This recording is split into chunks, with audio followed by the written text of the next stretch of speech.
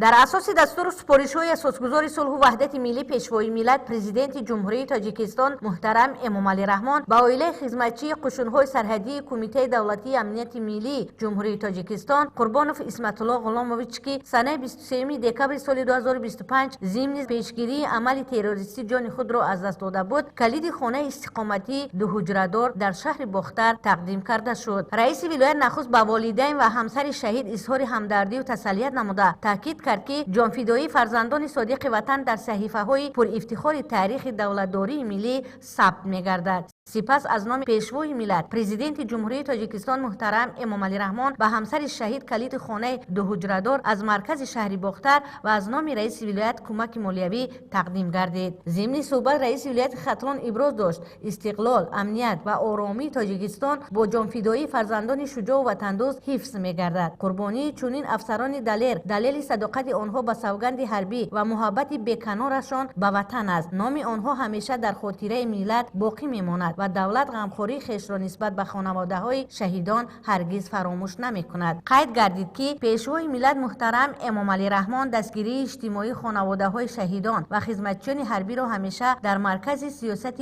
انسان پرورانه خود قرار داده، جانثاری‌های آنها را نشان والاترین وطندوستی و صداقت به دولت ارزیابی می‌نماید.